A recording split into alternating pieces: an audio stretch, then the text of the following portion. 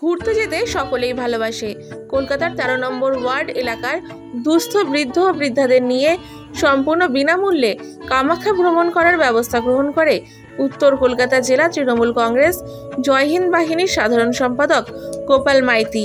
এবছর 4র্থতম বর্ষে এলাকার বৃদ্ধ বৃদ্ধাদের নিয়ে তীর্থ ভ্রমণ করলেন গোপাল মাইতি।